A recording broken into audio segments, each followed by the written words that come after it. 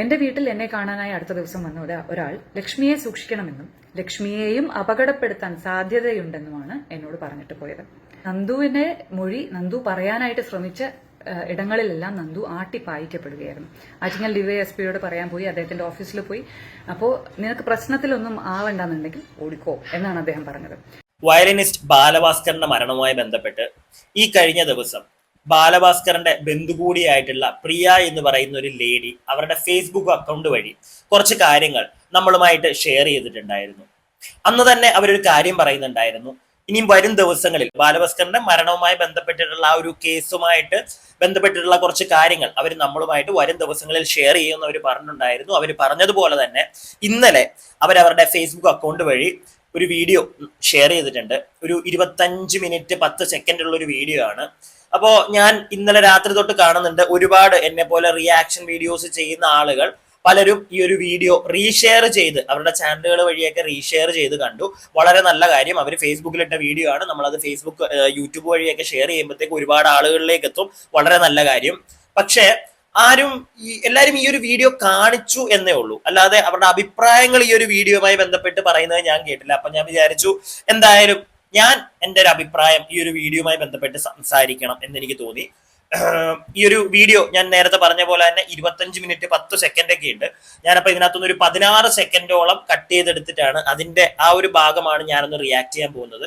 ഞാൻ മാറ്റിയ ആ ഒരു 10 മിനിറ്റ് എന്ന് വെച്ച് കഴിഞ്ഞാൽ അതിനകത്ത് ഈ ഒരു വീഡിയോയിൽ തന്നെ ഈ ഒരു ലേഡി പറയുന്നുണ്ട്, ബാലഭാസ്കറിന്റെ അച്ഛൻ പോലീസിൽ ചെന്ന് ഒരു പരാതി കൊടുക്കുമ്പോഴത്തേക്ക് അവിടെ ആ വ്യക്തി എഴുതി കൊടുത്ത് കുറച്ച് കാര്യങ്ങൾ അയാൾക്ക് അദ്ദേഹത്തിന് സംശയം തോന്നിയ കുറച്ച് കാര്യങ്ങൾ ഒക്കെ ഇവർ വായിച്ചു കേൾപ്പിക്കുന്നുണ്ട്. ആ ഒരു ഭാഗം മാത്രമാണ് ഞാൻ മാറ്റിക്കളഞ്ഞത്. കാരണം അത് ഞാൻ നിങ്ങളോട് പറയാം. അതും കൂടെ കാണിച്ചു കഴിഞ്ഞാൽ ഈ ഒരു വീഡിയോ എവിടെ ചെന്ന് നിൽക്കുമെന്ന് എനിക്കറിയില്ല. അല്ലെങ്കിൽ തന്നെ ഇത് നല്ല രീതിയിൽ ലെങ്ത് വരാൻ ചാൻസ് ഉണ്ടോ എന്നുള്ളൊരു സംശയം എനിക്കുണ്ട്. കാരണം ഈ 16 മിനിറ്റും കാണിച്ച് തന്നെ എനിക്ക് സംസാരിക്കണമെന്ന് തോന്നി. കാരണം കുറച്ച് കാര്യങ്ങളുണ്ട്.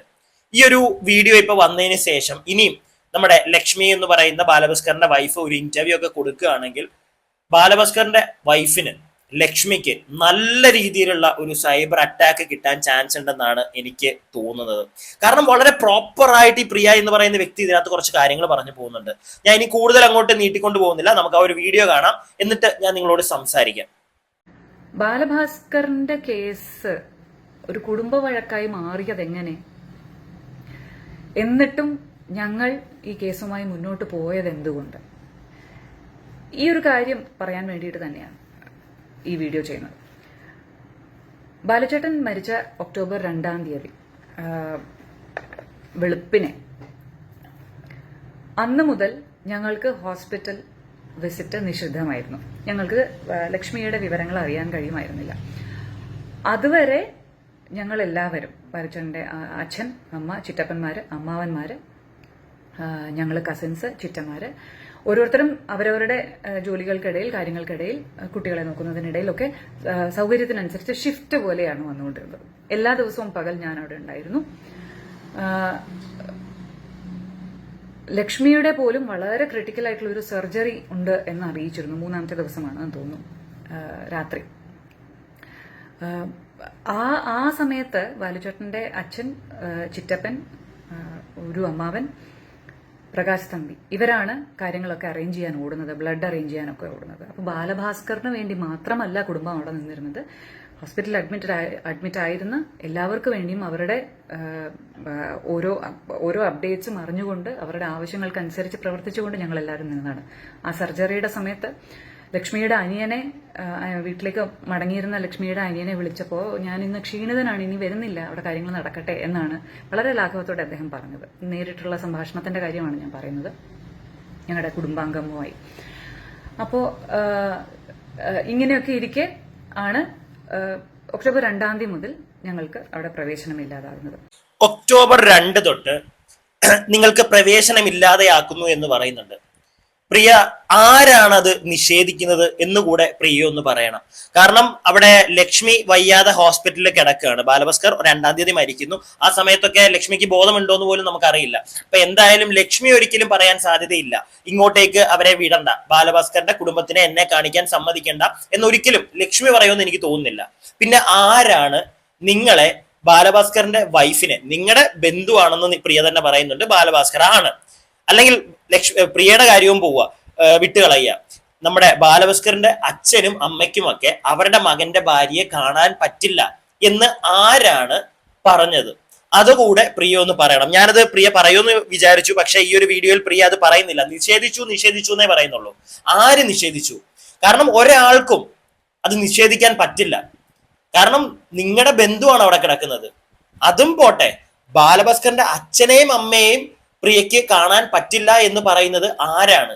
അതുകൂടെ ഒന്ന് പറഞ്ഞാൽ കൊള്ളാമായിരുന്നു. പിന്നെ വേറൊരു കാര്യം ഇതിനിടയ്ക്ക് എനിക്ക് ചോദിക്കാനുള്ളത്, തമ്പി തുമ്പി തമ്പി തുമ്പി, എല്ലായിടത്തും ഈ തമ്പി തുമ്പി ഉണ്ടല്ലോ.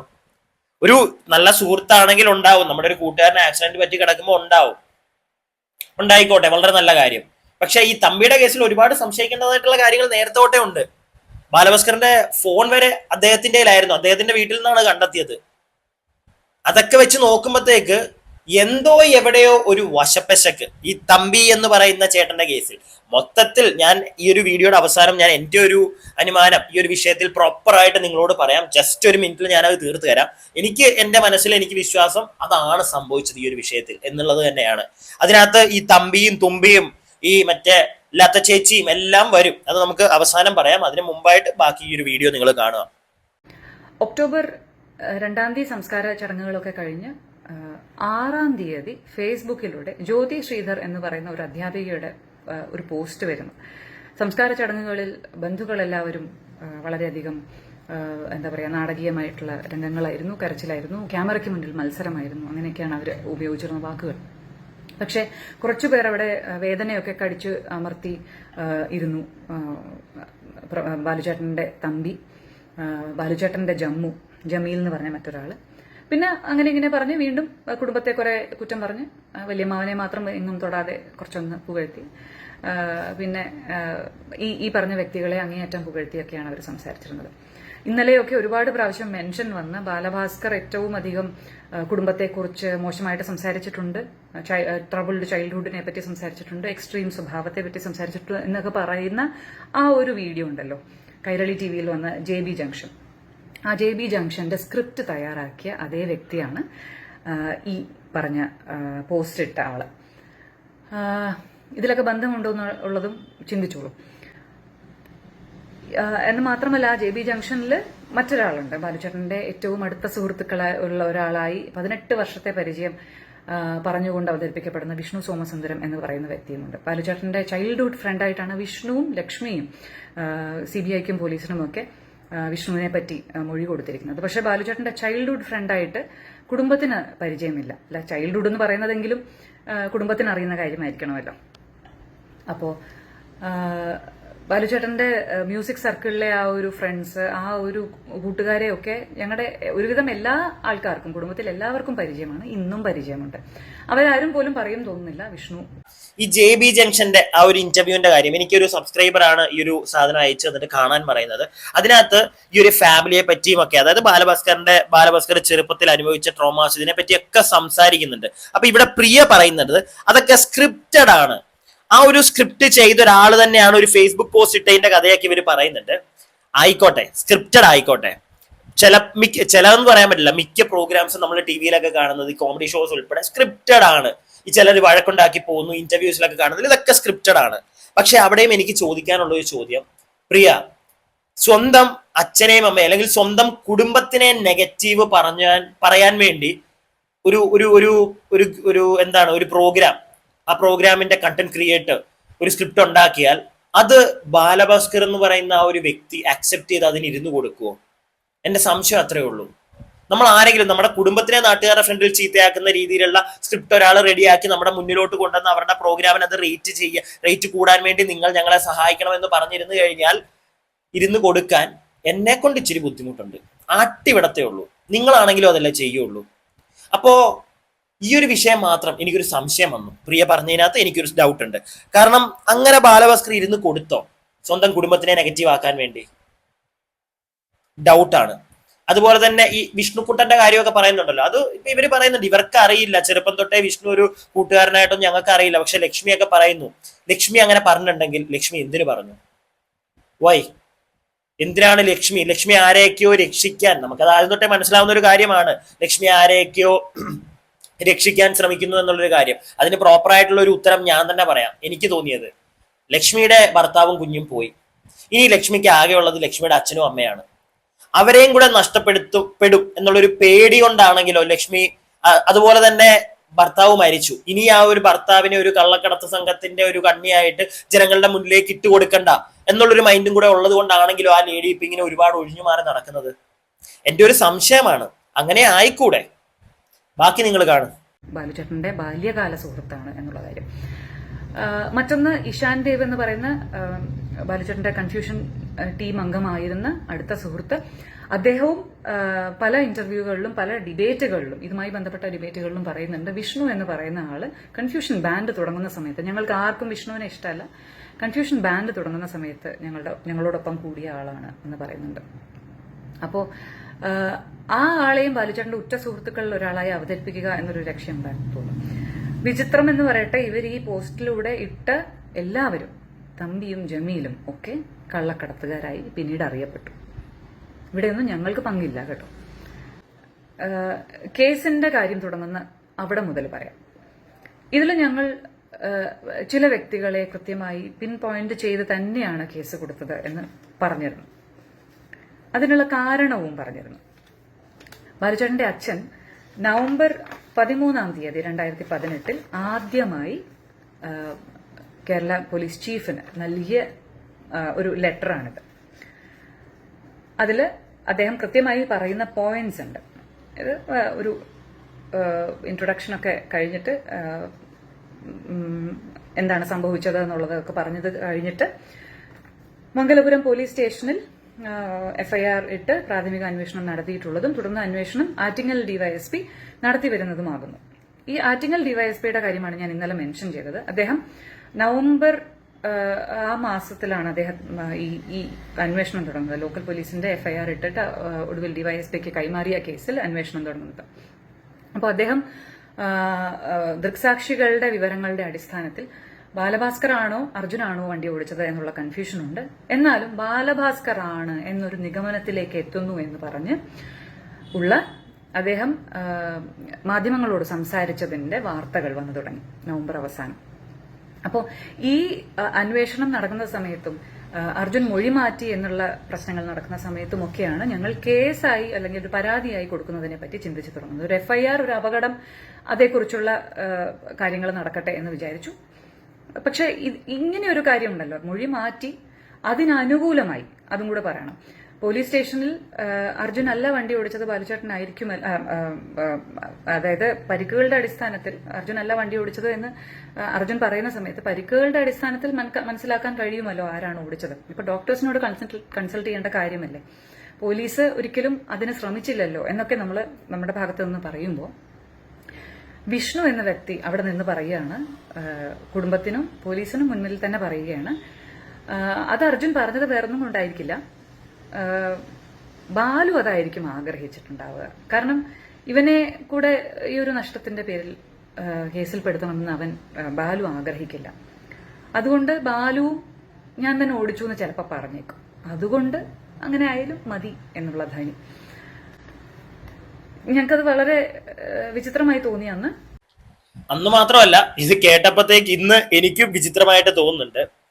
അന്നുണ്ടായിരുന്ന ആറ്റിങ്ങൽ ഡിവൈഎസ്പിക്കെതിരെയുള്ള ഒരു പരാമർശമാണ് പ്രിയ ഇപ്പൊ നടത്തിയിരിക്കുന്നത്. എന്റെ പൊന്ന് സാറേ, നിങ്ങളെയൊക്കെ വിശ്വസിച്ചാണല്ലോ ഞങ്ങൾ ഈ നാട്ടിൽ ജീവിക്കുന്നത്. വേറൊന്നും എനിക്ക് ചോദിക്കാനില്ല, ഒരൊറ്റ ചോദ്യം. ഇത്രയും വർഷമായി ആരാണ് ആ വണ്ടി ഡ്രൈവ് ചെയ്തതെന്ന് പോലും ഇവിടെ തെളിയിക്കാൻ പറ്റിയിട്ടില്ല. ഞാൻ അത്രേ ചോദിക്കുന്നുള്ളൂ. ഇവിടുത്തെ നിയമസംഹിതയോട്, ഇവിടുത്തെ കോടതിയോട് എനിക്കൊരൊറ്റ ചോദ്യമുള്ളൂ, പ്രോപ്പറായിട്ട് പറയുക, ആരാണ് ആ വണ്ടി ഓടിച്ചത്?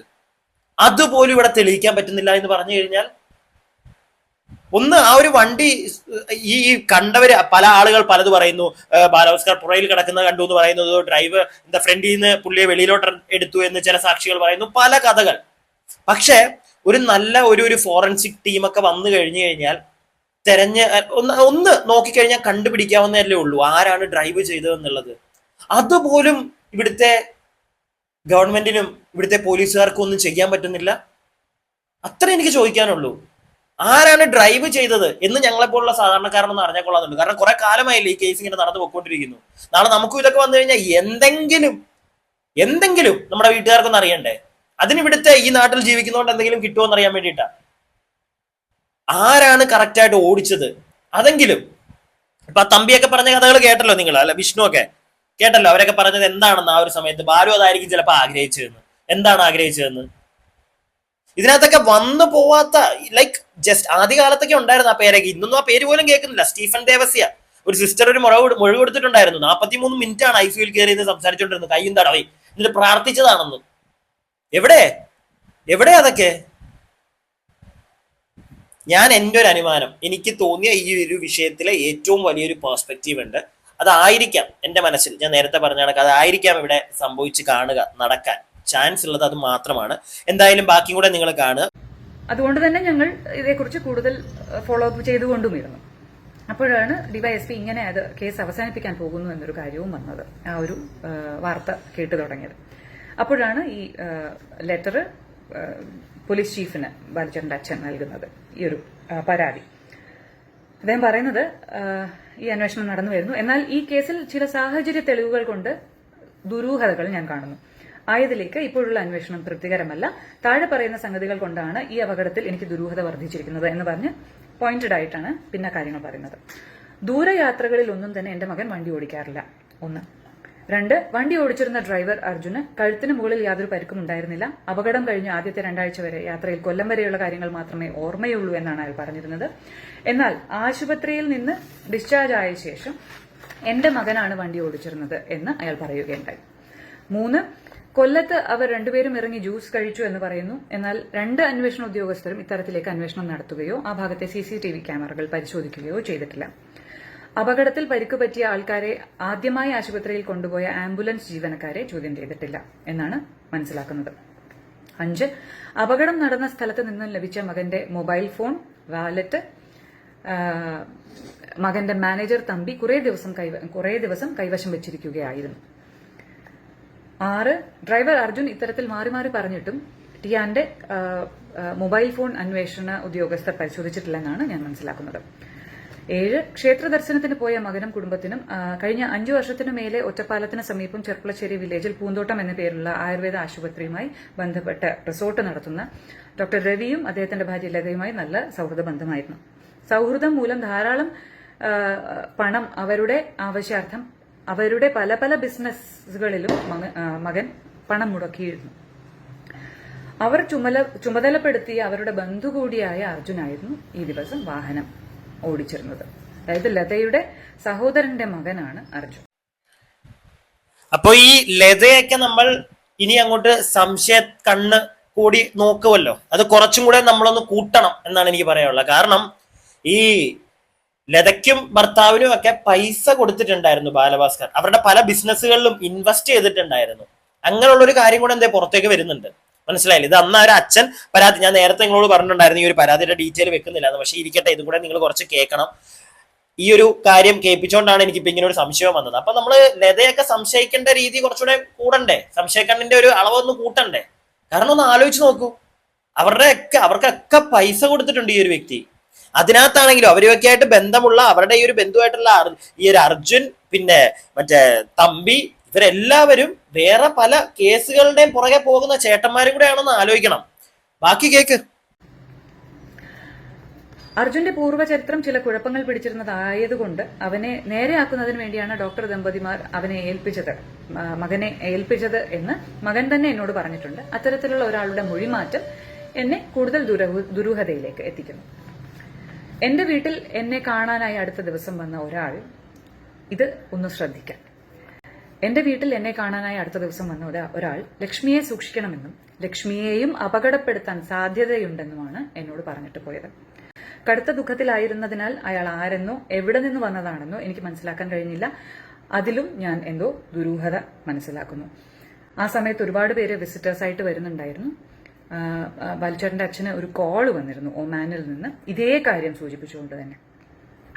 അതിന്റെ തൊട്ടടുത്ത ദിവസമാണ് ഇങ്ങനെ ഒരാൾ വരുന്നതും വിശദമായിട്ട് ഓരോ കാര്യങ്ങൾ പറയുന്നതിന്റെ കൂട്ടത്തിൽ ലക്ഷ്മിയുടെ അവസ്ഥ കുറച്ച് പ്രശ്നത്തിലാണ്, ശ്രദ്ധിക്കണം, ജീവന് ആപത്തുണ്ട് എന്ന് പറഞ്ഞത്. അപ്പോ ഒമാനിൽ നിന്നൊരു കോള് വന്നിട്ടുണ്ട്. അത് കൂടാതെ വീട്ടിലും വന്നൊരാൾ പറഞ്ഞു ലക്ഷ്മിയെ സൂക്ഷിക്കണം, ലക്ഷ്മിയുടെ ജീവൻ ആപത്തുണ്ട്. ഒന്ന് ആലോചിച്ച് നോക്കൂ നിങ്ങൾ. ഇങ്ങനെയൊക്കെ അവരറിയണമെങ്കിലോ, ഇതിന്റെ പുറകിൽ വേറൊരു കളിയാണെങ്കിലോ. ഞാൻ ഇനി ഇപ്പൊ തന്നെ എൻ്റെ ഒരു അഭിപ്രായം പറയാം, എൻ്റെ ഒരു അനുമാനം, ഈ ഒരു വിഷയം എങ്ങനെയാണ് പോകുന്നത്, അല്ലെങ്കിൽ ഇത് എന്താണ് സംഭവിച്ചത് എന്നുള്ള എനിക്ക് തോന്നിയ ഒരു തോട്ടിൽ നിന്ന് വന്നൊരു ചെറിയ കാര്യമാണ്. ചിലപ്പോ ലക്ഷ്മിയും ബാലഭാസ്കറിനും ഒക്കെ അറിയാം ഈ തമ്പി അതുപോലെ തന്നെ അർജുൻ ഇങ്ങനത്തെ എന്തൊക്കെയോ പരിപാടികൾ ഉണ്ടായിരുന്നു എന്നുള്ള കാര്യങ്ങളൊക്കെ അറിയായിരുന്നു. പക്ഷെ ഇവര് നന്നായി എന്ന് വിശ്വസിച്ചായിരുന്നിരിക്കും ഈ ലക്ഷ്മിയും നമ്മുടെ ബാലഭാസ്കറും ഒക്കെ ഇരുന്നിരുന്നത്. അതുകൊണ്ട് തന്നെയാണ് അർജുനെ കൂടെ കൂട്ടി നന്നാക്കാമെന്ന് വിചാരിച്ചത്. പക്ഷെ ഈ സുന്ദരകില്ലാടിയായിട്ടുള്ള മോൻ ബാലഭാസ്കർ എന്ന് പറയുന്ന ആ ഒരു വ്യക്തിയുടെ ആ ഒരു സ്റ്റാർഡം യൂസ് ചെയ്ത്, ആ ഒരു സ്റ്റാർഡം തന്നെ യൂസ് ചെയ്ത് അതിന്റെ പുറകിലൂടെ ഇവൻ വീണ്ടും ഈ ഒരു സ്വർണ്ണക്കളക്കടത്ത് പരിപാടി തുടങ്ങി. ബാലുവും അതുപോലെ തന്നെ ലക്ഷ്മി ഒന്നും അറിയാതെ ഇവരുടെ ആ ഒരു വാഹനത്തിൽ സ്വർണം ഉണ്ടായിരുന്നായിരിക്കാം. അത് ചേസ് ചെയ്യാൻ വേണ്ടി വേറെ ഏതോ ആൾക്കാർ അത് അപഹരിക്കാൻ വേണ്ടി ഇവരുടെ പുറകെ കൂടി. നേരെ വണ്ടി കയ്യിൽ നിന്ന് പോയി ഇടിച്ചു. മനസ്സിലായില്ലേ? ഫ്രണ്ടിൽ ഇരുന്നത് അർജുനും ലക്ഷ്മിയും, ബാക്കിലിരുന്നത് ബാലഭാസ്കർ. ബാക്കിലിരുന്നത് കൊണ്ട് തന്നെ എനിക്ക് ആദ്യം തൊട്ട് തോന്നുന്ന ഒരു സംശയമാണ്, ഫ്രണ്ടിലിരുന്ന രണ്ടുപേരും രക്ഷപ്പെട്ടു, ബാക്കിലിരുന്ന ആൾ എങ്ങനെ മരിക്കുന്നു എന്നുള്ളൊരു ചോദ്യം എനിക്ക് കുറെ ദിവസങ്ങളായിട്ട് ഞാൻ ഇങ്ങനെ ചോദിച്ചുകൊണ്ടിരിക്കുകയാണ് എന്നോട് തന്നെ. അതിനുള്ള ഉത്തരമാണ് ഇവിടെ അഴിയുന്നത്. ഈ വന്ന ആളുകൾ ബാലഭാസ്കറിനെ ഉപദ്രവിച്ചു. കാരണം ബാലഭാസ്കറിന്റെ ഒരു പോസ്റ്റ്മോർട്ടത്തിൽ പറയുന്നുണ്ട് അദ്ദേഹത്തിന്റെ ദേഹം മൊത്തം ചതഞ്ഞൊക്കെ ഇരിക്കുകയായിരുന്നു എന്ന്. ഉപദ്രവിച്ചു, വണ്ടിയിലിട്ടു, എന്നിട്ട് ഇവർ ആ സ്വർണവും കൊണ്ട് പോകുന്നു. ഇതായിരിക്കാം ചിലപ്പോ, ജസ്റ്റ് ഒരു 1% ഉള്ള എൻ്റെ ഒരു സംശയമാണ്. ഉപദ്രവിച്ചു, അവര് പോയി, സാധനവും എടുത്ത് ഹോസ്പിറ്റലിലേക്ക് വരുന്നു. ഹോസ്പിറ്റലിൽ ഇവരെല്ലാം അഡ്മിറ്റ് ചെയ്തു. ഈ ഇടയ്ക്ക് ഒരു ചേട്ടൻ, ഞാൻ ആ പേര് ഇനിയും പറയുന്നില്ല, ഒരു ചേട്ടൻ വന്നൊരു 43 മിനിറ്റ് നമ്മുടെ ബാലുവിനോട് സംസാരിക്കുന്നുണ്ടല്ലോ. ഈ ചേട്ടനൊക്കെ ഇവരൊക്കെ ചിലപ്പോൾ ഇത് അറിയാമായിരുന്നെങ്കിലോ, ഇവരും ഈ അർജുനും ഒക്കെ ഒരു കണക്റ്റഡ് ആയിരുന്നെങ്കിലോ. അതായിരിക്കാം ചിലപ്പോ ബാലഭാസ്കറിനോട് വന്ന് പറഞ്ഞത്, നീ ഇത് പുറത്ത് പറയരുത്, ഇങ്ങനെ സംഭവിച്ചു, നിനക്ക് ഇടിയിട്ടിയ കാര്യങ്ങൾ പറയരുത്, പറഞ്ഞു കഴിഞ്ഞാൽ ചിലപ്പോൾ നിന്റെ കുടുംബത്തിന് അത് പ്രശ്നമാകും എന്നുള്ള കാര്യങ്ങൾ ആ ഒരു മറ്റേ വായിക്കുന്ന ചേട്ടൻ വന്ന് പറഞ്ഞിട്ടുണ്ടെങ്കിലോ. അങ്ങനല്ല, ഇങ്ങനെ വായിക്കുന്ന ചേട്ടൻ വന്ന് പറഞ്ഞിട്ടുണ്ടെങ്കിലോ. എൻ്റെ ഒരു സംശയം മാത്രമാണിത്. അതുകൊണ്ടായിരിക്കാം അതിനുശേഷവും ചിലപ്പം ബാലഭാസ്കർ മരിച്ചു, ഇതിനുശേഷം എപ്പോഴെങ്കിലും ഈ തമ്പിയോ അല്ലെങ്കിൽ ഈ ഒരു അർജുനോ ഒക്കെ ഈ ലക്ഷ്മിയോടും ഈ ഒരു കാര്യങ്ങൾ പറഞ്ഞ് പേടിപ്പിച്ചു. ലക്ഷ്മിക്ക് നഷ്ടപ്പെടാനൊന്നുമില്ല, നിങ്ങളെ പോലെ തന്നെ എനിക്കും അറിയാം. ഭർത്താവ് പോയി, കുഞ്ഞു പോയി, പക്ഷെ അപ്പോഴും ഉണ്ട് ലക്ഷ്മിയുടെ അച്ഛനും അമ്മയും, ആകെ അവരും കൂടെ ഉള്ളൂ, അവരും പോകും എന്നുള്ള രീതിയിൽ ഒന്ന് പേടിപ്പിച്ചിട്ടുണ്ടെങ്കിലോ ലക്ഷ്മിയെ, ലക്ഷ്മി പിന്നെ വാ തുറക്കുവോ? അവരെ സേഫ് ആക്കാനല്ലേ നോക്കുകയുള്ളൂ. എനിക്ക് തോന്നിയൊരു സംശയം ഇതാണ്. വലിയ വലിയ വലിയ ടീമുകളാണ് ഇതിന്റെ പുറകിൽ, വൻ ടീമുകൾ. ഈ സംസാരിക്കുന്ന നമുക്ക് തന്നെ നാളെ ഇനി എന്തെങ്കിലും പറ്റുമോ എന്ന് അറിയത്തില്ല. മനസ്സിലായില്ലേ? വലിയ ഏതൊക്കെയോ ടീമുകൾ. ഞാൻ ഇപ്പോഴേ പറഞ്ഞു നിർത്താം, ഈ ഒരു കേസ് എങ്ങും എത്തുമെന്ന് എനിക്ക് തോന്നുന്നില്ല, എങ്ങും എത്തുമെന്ന് എനിക്ക് തോന്നുന്നില്ല. തെളിയുമോ ഇത്? നിങ്ങൾ പറ, നിങ്ങൾ താഴെ കമന്റ് ബോക്സിൽ പറ, ഈ കേസ് തെളിയുമോ നിങ്ങൾക്ക് തോന്നുന്നുണ്ടോ? ബാക്കി ദുരൂഹമായി എന്തോ സംഭവിച്ചിരിക്കുന്നു. വാഹനാപകടത്തിൽ രാത്രിയുടെ ഇരുളിൽ എന്തോ ദുരൂഹമായി സംഭവിച്ചതാണെന്ന് ഞാൻ ന്യായമായും സംശയിക്കുന്നു. ഒരു പൗരൻ എന്ന നിലയിൽ ദുരൂഹത നീക്കി കിട്ടേണ്ടതുണ്ട്. അതിന് ശാസ്ത്രീയ അന്വേഷണം വേണം, ഉന്നതരായ ഉദ്യോഗസ്ഥരുടെ ഇടപെടൽ വേണം. ഇതൊക്കെ പറഞ്ഞാണ് അദ്ദേഹം പരാതി സമർപ്പിച്ചിരിക്കുന്നത് നവംബർ 13-ന്. ഇത് ലക്ഷ്മിയോട് ചോദിച്ചതിന് ശേഷമാണ് ലക്ഷ്മി നേരത്തെ പറഞ്ഞതുപോലെ സാമ്പത്തിക കാര്യങ്ങളൊന്നും അന്വേഷിക്കേണ്ട, അർജുൻ മൊഴി മാറ്റിയത് എന്താണെന്ന് അന്വേഷിക്കണം എന്ന് അച്ഛനോട് പറഞ്ഞു. സാമ്പത്തിക കാര്യങ്ങൾ എന്ന് പറയുന്നത് ഈ 2-3 വ്യക്തികളെ ചുറ്റിത്തിരിഞ്ഞുള്ള കാര്യങ്ങളായതുകൊണ്ടും അവർ തന്നെ ഞങ്ങൾ കണ്ട കാഴ്ചകളിൽ വളരെ ദുരൂഹമായ രീതിയിൽ ഇടപെട്ടതുകൊണ്ടും അത് ഞങ്ങൾ ഒഴിവാക്കിയില്ല, അത് ചേർത്ത് തന്നെയാണ് പരാതി കൊടുത്തത്. ഇതിന് ശേഷമാണ് ക്രൈംബ്രാഞ്ചിലേക്ക് പരാതി കൈമാറ്റപ്പെടുന്നത്. ഞാൻ പറഞ്ഞു വരുന്നത് എന്താന്ന് ഓക്കെ, പറഞ്ഞു വന്നതിലേക്ക് നമുക്ക് പോകാം. അതിനു മുമ്പ് ഞാനൊരു കാര്യം ഒന്ന് പറയട്ടെ. ലക്ഷ്മി പറഞ്ഞു, അതായത് ഈ ഒരു നമ്മുടെ ലതയ്ക്കും ആ ഒരു ഫാമിലിക്കൊക്കെ പൈസ കൊടുത്ത കാര്യങ്ങളും ഒക്കെ ഈ അച്ഛൻ ഇങ്ങനെ പറഞ്ഞു വന്നപ്പോഴത്തേക്ക് ലക്ഷ്മി പറഞ്ഞു, ഫിനാൻഷ്യൽ ആയിട്ടുള്ള കാര്യങ്ങളിൽ നിങ്ങൾ ഇടപെടണ്ട. അർജുൻ എന്തിനു മൊഴിമാറ്റി പറഞ്ഞു, ഇത് മാത്രം അന്വേഷിച്ചാൽ മതി, ഫിനാൻഷ്യലുള്ള കാര്യങ്ങളിൽ ഇടപെടണ്ട എന്ന് പറയാനുള്ളൊരു കാര്യം, ഈ പൈസ കൊടുത്തത് എന്തിന് എന്നുള്ള കാര്യങ്ങളൊക്കെ ചിലപ്പം പറയേണ്ട വരും. മനസ്സിലായില്ലേ? എത്രയൊക്കെ സുഹൃത്തുക്കളാണെങ്കിലും. അപ്പോഴാണ് ഇതിന്റെ വേറൊരു സൈഡിലേക്ക് നമ്മൾ പോകുന്നത്, ലക്ഷ്മിക്കും ഇതിൽ പങ്കുണ്ടോ എന്നുള്ള ഒരു സൈഡിലേക്ക്. മനസ്സിലായില്ലേ? ഈ ഒരു ഒറ്റ കാര്യത്തിൽ അതുവരെ ഞാൻ നേരത്തെ നിങ്ങളോടൊരു കഥ പറഞ്ഞില്ലേ, അതാണ് എൻ്റെ മനസ്സിൽ ഒരു ശതമാനത്തിലുള്ള ഒരു നടന്ന ഒരു കാര്യം. പക്ഷെ ഈ ഒരു കേസ് വരുമ്പോഴത്തേക്ക് വീണ്ടും സംശയം കൂടുന്നു. ലക്ഷ്മി എന്തിനത് പറഞ്ഞു? അല്ലെങ്കിൽ ലക്ഷ്മിയെ കൊണ്ട് കൂടുതൽ കോംപ്ലിക്കേറ്റഡ് ആക്കാൻ വേണ്ടി എനിക്ക് നേരത്തെ ഞാൻ പറഞ്ഞ കഥയിലുള്ള ആളുകൾ ഭീഷണിപ്പെടുത്തി പറയിപ്പിച്ചതാണോ? അറിയില്ല. ബാക്കി അതിനിടയ്ക്ക് ഒരു വലിയൊരു കാര്യം കൂടിയുണ്ടല്ലോ.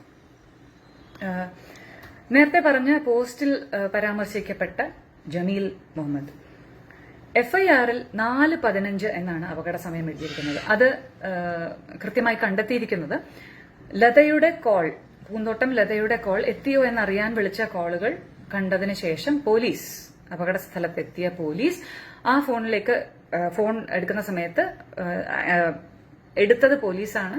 അപ്പോ അർജുന്റെ ഫോണിലാണ് വിളിച്ചത്. എടുത്തപ്പോൾ ഇത് ബാലഭാസ്കറിന്റെ കുടുംബമാണ് എന്ന് അവരാണ് ആദ്യമായി അറിയിക്കുന്നത്. അങ്ങനെയാണ് ലോകം അറിയുന്നത്. 4:15 ശേഷമാണ് ലതയുടെ മകൻ, തമ്പിയോടൊപ്പം ഉണ്ടായിരുന്ന ലതയുടെ മകൻ, അതും ഒരു വിചിത്രമായ കഥയാണ്, പിന്നെ പറയാം. ലതയുടെ മകന് 4:15 ശേഷമാണ് കോൾ വരുന്നത്. അങ്ങനെയാണ് പിന്നീട് തമ്പി അറിയുന്നത്. തമ്പിയോടൊപ്പം വിചിത്രമായ ഒരു കഥ, ഈ തമ്പിയും ലതയുമായിട്ട് കണക്ട് ചെയ്യുന്ന ഒരു വിചിത്രമായ ഒരു കഥയും കൂടെയും അതിന്റെ പുറകിലുണ്ടെന്നാണ് പ്രിയ പറയുന്നത്. അതും കൂടെയും അടുത്ത വീഡിയോയിൽ പറയണം എന്നാണ് എൻ്റെ ഒരു ആഗ്രഹം. അതെന്താണ് ആ ഒരു കഥ? ഏകദേശം നമുക്ക് മനസ്സിലായി. ആ കുടുംബവുമായി ബന്ധപ്പെട്ട് നിൽക്കുന്ന ആളുകളെല്ലാം സംതിങ് ഫിഷി, എന്തോ ഉടായ്പകൾ ഇതിന്റെ പുറകിലുണ്ട്. ഇതിനകത്ത് ബാലഭാസ്കറും ലക്ഷ്മിയും അറിഞ്ഞിട്ട് കുറെ കാര്യങ്ങളിൽ നിന്നിട്ടുണ്ടോ? ഇതാണ് എനിക്ക് മെയിൻലി അറിയേണ്ട ഒരു കാര്യം. ഈ ഒരു മരണം അതെന്തായാലും നോർമൽ ഒരു ഡെത്ത് അല്ല, ഒരു ആക്സിഡന്റ് അല്ല എന്നുള്ള കാര്യം എനിക്ക് ഏകദേശം ഒരു 99.1% എനിക്കിപ്പോ ഒരു വിശ്വാസം എത്തിയിട്ടുണ്ട്. ബാക്കി അതുകൊണ്ട് തമ്പി അറിയുന്നത്, പിന്നെ സുഹൃത്തുക്കളൊക്കെ അറിയുന്നത്. ഇതാണ് ഒരു കഥ. പക്ഷേ ജമീൽ മുഹമ്മദ് എന്ന് പറയുന്ന വ്യക്തി 3:30 വിളിച്ചു പറഞ്ഞിട്ട് ഈ സംഭവ സ്ഥലത്ത്, അതായത് ആശുപത്രിയിലേക്ക് എത്തിയ ബാലുചേട്ടന്റെ സുഹൃത്തുക്കളുണ്ട്, മൊഴിയുണ്ട് അവരുടെ. ഇതൊന്നും വെറും ഹിയർസേ അല്ല, കൃത്യമായ മൊഴികൾ CBIക്ക് നൽകിയതിലും ഉണ്ട്. 3:30 ജമീൽ വിളിച്ചു പറഞ്ഞു. അതുപോലെ തന്നെ ഈശാൻ ദേവ് എന്ന് പറയുന്ന അദ്ദേഹം ചെന്നൈയിലായിരുന്നു. അദ്ദേഹത്തിനും ഒരു 4:01 കോള് വന്ന കാര്യം അദ്ദേഹവും പറഞ്ഞിട്ടുണ്ട് മുൻപ്. ഇതെല്ലാം നിലനിൽക്കെയാണ് 4:15 എന്നുള്ള ഒരു കാര്യം വരുന്നു. CBIയും പറയുന്നുണ്ട് 3:30 ആക്സിഡന്റ് നടന്നുവെന്ന്. ജമീൽ എങ്ങനെ അറിഞ്ഞു എന്ന് ആരും അന്വേഷിച്ചിട്ടില്ല. തമ്പിയും ജിഷ്ണുവും അറിഞ്ഞതിന് ശേഷം ലോകം അറിഞ്ഞ ഒരു വാർത്ത. ജമീൽ എന്ന് പറയുന്ന ആൾ എങ്ങനെ അറിഞ്ഞു എന്ന് ആരും പറയുന്നില്ല. ജമീലും വിഷ്ണുവും തമ്പിയും ഒക്കെ സ്വർണ്ണക്കള്ളക്കടത്തിന് പിന്നീട് കാരിയർമാരായി പിടിയിലായവരാണ്, DRIയുടെ. ഇതൊന്നും ആരും അന്വേഷിച്ചിട്ടില്ല. ദുരൂഹതകളില്ല അല്ലെ? ഇനി ഒരു കാര്യം കൂടി പറയാം. വളരെ പ്രശസ്തനായ ഒരു വ്യക്തിയായിരുന്നു KSRTC ഡ്രൈവർ അജി. അദ്ദേഹം വളരെ ഇൻട്രസ്റ്റിംഗ് ആയിട്ടുള്ള ഒരു സ്റ്റോറിയൊക്കെ പറഞ്ഞ് അദ്ദേഹം പറപ്പിച്ചു വരുന്നു. ആറ്റിങ്ങിൽ നിന്ന് വരുന്നു. വന്നതിന് ശേഷം അദ്ദേഹം തന്നെ ഡോർ ലോക്ക് ചെയ്തതിന് ശേഷം, വേറെ ആരും ഇടപെടാതിരിക്കാനാണോ അറിയില്ല, ഡോർ ലോക്ക് ചെയ്തതിനു ശേഷം അദ്ദേഹം ഇറങ്ങുന്നു. അദ്ദേഹം തന്നെ ഓടുന്നു, എല്ലാം കാണുന്നു, കമ്പിപ്പാര എടുക്കുന്നു, കതക് തുറക്കുന്നു, കുഞ്ഞിനെ എടുക്കുന്നു, ലക്ഷ്മിയെ എടുക്കുന്നു, ബാലുചേട്ടനെ എടുക്കുന്നു, അർജുനെ എടുക്കുന്നു. ഇങ്ങനെ എല്ലാം ഒരു വൺ മാൻ ഷോ, ഒരു സൂപ്പർമാൻ സ്റ്റോറി പോലെ അദ്ദേഹം ഒരുപാട് പറഞ്ഞുപോയി. ഓക്കെ, പുള്ളിയുടെ വൺ മാൻ ഷോയിലേക്ക് വരുന്നതിന് മുമ്പ് പ്രിയ നേരത്തെ ചോദിച്ച ഒരു ചോദ്യത്തിനുള്ള മറുപടി എനിക്ക് തോന്നിയ എന്റെ ഒരു അഭിപ്രായമാണ്. അത് വേറൊന്നുമല്ല, ജമീൽ എങ്ങനെ അറിഞ്ഞു എന്നുള്ളൊരു കാര്യം. ഒന്നെങ്കിൽ ജമീലിന് അറിയാവുന്ന ആളുകൾ ഇവരുടെ ഈ ബാലഭാസ്കറിന്റെ ഒക്കെ കാറിന്റെ പുറകെ ഉണ്ടായിരിക്കാം. മനസ്സിലായില്ലേ? ഈ ആക്സിഡന്റ് നടന്ന ശേഷം ഞാൻ നേരത്തെ പറഞ്ഞ എനിക്ക് തോന്നിയ ആ ഒരു കഥയിൽ ആരോ വന്ന് എടുത്തോണ്ട് പോകുന്നുണ്ടല്ലോ ഈ അകത്തിരിക്കുന്ന സ്വർണം. അപ്പം അത് എടുത്തോണ്ട് പോയ ആളുകൾ ഈ ഒരു ജമീലുമായിട്ട് കണക്റ്റഡ് ആയിരിക്കാം.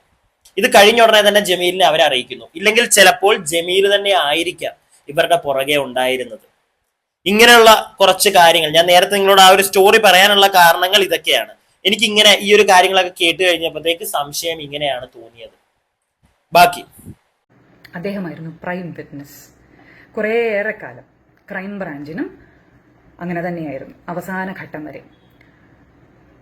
RTIയിലൂടെ KSRTC ബസ്സിന്റെ സമയം, അതിന്റെ സമയക്രമം, ഷെഡ്യൂൾ ടൈം, ആ സമയത്ത് വന്ന സമയം, തമ്പാനൂർ രജിസ്റ്റർ ചെയ്ത സമയം, ഇതെല്ലാം കൃത്യമായി മനസ്സിലാക്കിയതിനു ശേഷം ചില ചോദ്യങ്ങൾ അങ്ങോട്ട് തിരിച്ച് ചോദിച്ചതിന് ശേഷമാണ് ക്രൈംബ്രാഞ്ചിന്റെ പ്രൈം വിറ്റ്നസ്, അതായത് മജിസ്ട്രേറ്റിന് മുമ്പിൽ മൊഴി കൊടുക്കാനുള്ളവരുടെ ലിസ്റ്റ്, 164 സ്റ്റേറ്റ്മെന്റ് കൊടുക്കാനുള്ളവരുടെ ലിസ്റ്റിൽ നിന്ന് ഇദ്ദേഹം വളരെ നൈസായിട്ട് ഒഴിവാക്കപ്പെട്ടു. അജിയെ നിങ്ങൾക്ക് എല്ലാവർക്കും ഓർമ്മയുണ്ടാവും. അദ്ദേഹം കണ്ട കാര്യങ്ങളെല്ലാം വളരെയധികം വിസ്തരിച്ച് മീഡിയയിലൂടെയൊക്കെ പറയുന്നുണ്ടായിരുന്നു. അദ്ദേഹത്തിന്റെ കാര്യവും ആദ്യം വന്നതൊരു പോസ്റ്റായിട്ടാണ്, പോലീസ് വഴിയൊന്നുമല്ല. പക്ഷെ ഇതേ സമയം തന്നെ പോലീസ് ഒന്നും എന്റർടൈൻ ചെയ്യാതെ വേറൊരു ദൃക്സാക്ഷി, നന്ദു എന്ന് പറയുന്ന ഒരു പയ്യൻ, നന്ദുവിന്റെ ബ്രദറുമായിട്ട് എയർപോർട്ടിൽ നിന്ന് വരുന്ന വഴി വർക്കലയിലേക്ക് തിരിച്ച് അവരുടെ വീട്ടിലേക്ക് പോകുന്ന വഴി വന്ന് ഈ റെസ്ക്യൂ ഓപ്പറേഷനിൽ ആദ്യമായി ഇടപെട്ട് നന്ദുവാണ് പല കാര്യങ്ങളും ചെയ്യുന്നത്. നന്ദു പറയുന്നുണ്ട് കമ്പിപ്പാരയൊന്നും വേണ്ടി വന്നിട്ടില്ല അവിടെ, കാരണം വിൻഡോ ഗ്ലാസ് ഷാറ്റേർഡ് ആയിരുന്നു. അപ്പോൾ ഒന്ന് പിടിച്ച് കുലുക്കിയപ്പോൾ തന്നെ ഗ്ലാസ് വീണു. എന്നിട്ടാണ് ഉള്ളിൽ നിന്ന് തന്നെ ഡോർ തുറന്നത്. അതിനുശേഷമാണ് ബാക്കി ഓരോന്ന് ചെയ്യുന്നത്. നന്ദുവിന്റെ ചേട്ടൻ ഈ പ്രണവാണ് കുഞ്ഞിനെ കാണുന്നത്. ഗിയർ ബോക്സിന് സൈഡിലായിട്ട് കുഞ്ഞു മറിഞ്ഞു കിടക്കുന്നത് കണ്ടു. കുഞ്ഞിനെ കയ്യിലെടുക്കുന്നതും കുഞ്ഞിന് ഹൈവേ പോലീസ് അപ്പോഴത്തേക്ക് വരുന്നു. ഹൈവേ പോലീസിന്റെ വണ്ടിയിൽ തന്നെ പ്രണവ് കുഞ്ഞിനെ മടിയിലിരുത്തി. കുഞ്ഞിന് അപ്പോഴും ശ്വാസം ഉണ്ടായിരുന്നു എന്നാണ് പ്രണവ് പറയുന്നത്. പകുതി വഴിക്ക് കുഞ്ഞിന് അനക്കം ഉണ്ടായിരുന്നില്ല. പ്രണവാണ് പറയുന്നത് നമുക്ക് അനന്തപുരിയിലേക്ക് പോകാം, കാരണം കുഞ്ഞിന്റെ അവസ്ഥ എന്താണെന്ന് മനസ്സിലാകുന്നില്ല. അപ്പം മെഡിക്കൽ കോളേജിൽ പോയാലുള്ള പ്രശ്നങ്ങളുടെ കണക്കാക്കിയിട്ട് ഹൈവേയിൽ നിന്ന് ഏറ്റവും എളുപ്പത്തിൽ നമുക്ക് നേരെ അനന്തപുരിയിലേക്ക് പോകാമെന്ന് തീരുമാനിക്കുന്നത്. വേറെ ആരും ഇടപെട്ടിട്ടില്ല എന്നാണ് നന്ദുവിന്റെയും പ്രണവിന്റെയും മൊഴി. ഇതിൽ തമാശ എന്താണെന്ന് വെച്ചാൽ നന്ദുവിന്റെ മൊഴി, നന്ദു പറയാനായിട്ട് ശ്രമിച്ച ഇടങ്ങളിലെല്ലാം നന്ദു ആട്ടിപ്പായിക്കപ്പെടുകയായിരുന്നു. ആറ്റിങ്ങൽ ഡിവൈഎസ്പിയോട് പറയാൻ പോയി, അദ്ദേഹത്തിന്റെ ഓഫീസിൽ പോയി. അപ്പോൾ നിനക്ക് പ്രശ്നത്തിലൊന്നും ആവണ്ടെന്നുണ്ടെങ്കിൽ ഓടിക്കോ എന്നാണ് അദ്ദേഹം പറഞ്ഞത്. ഒന്ന് ആലോചിച്ചു നോക്കൂ, ഇവിടുത്തെ നിയമം കാക്കേണ്ട പോലീസുകാരന്റെ ഫ്രണ്ടിൽ ചെന്ന് സാക്ഷി പറയാൻ ചെന്നതാണ്, ഓടിച്ചു വിട്ടു, നീ പൊക്കോ, നീ ഇവിടെ നിന്ന് കഴിഞ്ഞാൽ നീ കൂടുതൽ ഇതിനകത്ത് പെടുവെന്ന്. അപ്പൊ നിങ്ങളൊന്ന് ആലോചിച്ച് നോക്കിക്കേ, എത്രയോ വലിയ വലിയ ടീമുകളായിരിക്കും, ലൈക്ക് ഈ സാധനം വലിച്ചെറിയാൻ കഴിവുള്ള, ഇവിടുത്തെ നിയമത്തെ വരെ വിലക്ക് മേടിക്കാൻ കഴിവുള്ള ഏതൊക്കെയോ വലിയ ആളുകളാണ് ഇതിന്റെ പുറകിലുള്ളത്, അല്ലേ? പിന്നെ ഈ സാക്ഷികളുടെ കാര്യം, എനിക്കിപ്പോ ഒരു സാക്ഷിയും എനിക്ക് വിശ്വാസമില്ല. ഇപ്പൊ ഈ പറഞ്ഞ നന്ദുവിന്റെ ആണെങ്കിൽ പോലും എങ്ങനെ വിശ്വസിക്കും? ആദ്യമൊക്കെ ഉണ്ടായിരുന്ന ഒരു ചേട്ടൻ വന്ന്, ഞാൻ ഒരു 6 വർഷം മുമ്പുള്ള ഒരു വാർത്തയൊക്കെ കണ്ടപ്പോഴത്തേക്ക് ഒരു ചേട്ടൻ വന്നിരുന്ന് വണ്ടിയുടെ ഫ്രണ്ടിൽ നിന്ന് ഞാനാണ് ബാലഭാസ്കറിനെ പുറത്തേക്ക് എടുത്തതെന്നൊക്കെ പറയുന്നതൊക്കെ കേട്ടു. പിന്നെ എവിടെ ആ സാക്ഷിയൊക്കെ? എവിടെ അവരൊക്കെ? ചില സാക്ഷികൾ പറയുന്നു ബാലഭാസ്കറാണ് ഓടിച്ചത്, ചിലർ പറയുന്നു അർജുനാണ് ഓടിച്ചത്. ഏത് വിശ്വസിക്കും? ഒരുത്തരം വിശ്വസിക്കണ്ട. ഇവിടുത്തെ പോലീസുകാർ അല്ലെങ്കിൽ CBI, ഇവിടുത്തെ ഗവൺമെന്റ് പ്രോപ്പറായിട്ട് ഈ ഒരു കേസിലേക്ക് ഇൻവോൾവ് ചെയ്തിട്ടുണ്ടായിരുന്നെങ്കിൽ ഉണ്ടല്ലോ, ആദ്യമേ തന്നെ അന്ന് തന്നെ ഒരു നല്ലൊരു ഫോറൻസിക് ടീമൊക്കെ വന്നു കഴിഞ്ഞാൽ, എന്റെ ഒരു മിതമായ അറിവ് വെച്ചിട്ടാണ്, ഒരു ടീം വന്നു കഴിഞ്ഞു കഴിഞ്ഞാൽ ആ വണ്ടി ഓടിച്ചതാരാന്ന് കണ്ടുപിടിക്കാൻ പാടില്ലായിരുന്നു. വണ്ടി ഓടിച്ചിരുന്ന ആരാന്ന് അന്നേ തെളിഞ്ഞേനെ. അത് കഴിഞ്ഞിട്ട് ഓടിച്ചവൻ, ഇപ്പൊ അർജുൻ കള്ളം പറയുകയാണെങ്കിൽ പിടിച്ച്, നല്ല ഇവിടെ അല്ലാത്തതിനൊക്കെ ഇവിടെ ഓടിച്ചിട്ട് അടിക്കാനൊക്കെ പോലീസുകാർക്ക് പറ്റുമല്ലോ. പിടിച്ച് 2 കൊടയങ്ങോട്ട് കുടഞ്ഞു കഴിഞ്ഞാൽ സത്യം പുറത്ത് വരത്തില്ലായിരുന്നോ? ഇല്ലായിരുന്നോ? എന്തുകൊണ്ട് പറ്റുന്നില്ല? എന്തുകൊണ്ട് പറ്റുന്നില്ല? ഈ സാധനം ഇത് വിലക്ക് മേടിച്ചോ ഇവിടുത്തെ നിയമത്തെ? ബാലഭാസ്കറിന്റെ ഒരു ഇഷ്യൂ വന്നപ്പോഴത്തേക്ക് ഇത്രേ എനിക്ക് പറയാനുള്ളൂ. കൂടുതൽ നാം പറഞ്ഞു കഴിഞ്ഞാൽ ചിലപ്പോൾ നാം വീട്ടിൽ ഇരുന്ന് ചിലപ്പം കത്തി മേപ്പോട്ട് പോവും, അങ്ങനെയൊക്കെ ചിലപ്പം പറയാൻ പറ്റത്തില്ല. പക്ഷെ എന്നാലും പറയാതെ പറയും. ഞാൻ പറഞ്ഞല്ലോ ഒരു കഥ, ഞാൻ ഇപ്പോഴും വിശ്വസിക്കുന്നു ആ ഒരു കഥയായിരിക്കാം റിയാലിറ്റിയിൽ നടന്നത്. പിന്നെ ബാലഭാസ്കറിന്റെ വൈഫിന് ഇതിനകത്ത് ഇൻവോൾവ്മെന്റ് ഉണ്ടോ ഇല്ലയോ എന്ന് ഞാൻ ഇവിടെ പറയാൻ നിൽക്കുന്നില്ല. ഏതൊരു കഥയിലും കുറച്ച് നമ്മൾ മുക്കണമെന്നാ, ഞാനും അങ്ങനെ മുക്കി. കാരണം വേണ്ട നിർത്തി. ഇത് ഞാൻ പറഞ്ഞല്ലോ, ഇതൊരു തെളിയാൻ പോകുന്ന കേസാണെങ്കിൽ നമുക്ക് കുറച്ചും കൂടെ ഒക്കെ ഇതിനകത്ത് ഇപ്പോഴും ഞാൻ വിശ്വസിക്കുന്നു ഇത് എങ്ങും എത്താൻ. ഇപ്പൊ കുറച്ച് ദിവസം കൂടെ ഈ വാർത്ത ഇങ്ങനെ കടന്ന് കറങ്ങിക്കൊണ്ടിരിക്കും. അത് കഴിയുമ്പോൾ ഇപ്പൊ ഈ ലേഡി പ്രിയ ഇട്ടുകൊണ്ടിരിക്കുന്ന വീഡിയോ ആണെങ്കിലും കുറച്ച് ദിവസം ഇട്ടുകൊണ്ടിരുന്നു കഴിഞ്ഞാൽ നമ്മളെ പോലുള്ള ചാനലുകൾ എടുത്തിട്ടുകൊണ്ടിരിക്കും. ഞാൻ മാത്രമല്ല, ഇവിടെയുള്ള എല്ലാ റിയാക്ഷൻ ചാനലാണെങ്കിലും മെയിൻ സ്ട്രീം ചാനൽസ് ആണെങ്കിലും, മെയിൻ സ്ട്രീം ചാനൽസ് ഇത് പിടിക്കുന്നേ ഇല്ല. നിങ്ങളാരെങ്കിലും ശ്രദ്ധിച്ചോ? മെയിൻ സ്ട്രീം ചാനൽസ് ഇതിനെ പിടിക്കുന്നേ ഇല്ല. ഈ ഒരു വാർത്തയെ പോലും വിട്ടു വന്നു പോയി, ഇത്രേ ഉള്ളൂ. എന്തുകൊണ്ട്? ചോദ്യചിഹ്നമാണ്. ഞാൻ എന്റെ അഭിപ്രായങ്ങൾ തുടർന്നും പറഞ്ഞുകൊണ്ടിരിക്കും. സപ്പോർട്ട് ചെയ്യുക. വീഡിയോ ഇഷ്ടപ്പെട്ടിട്ടുണ്ടെങ്കിൽ ലൈക്ക് ചെയ്യുക. സബ്സ്ക്രൈബ് ചെയ്യാതെ വീഡിയോ കാണുന്നവരൊക്കെ ഉണ്ടെങ്കിൽ ഒന്ന് സബ്സ്ക്രൈബ് ചെയ്യുക.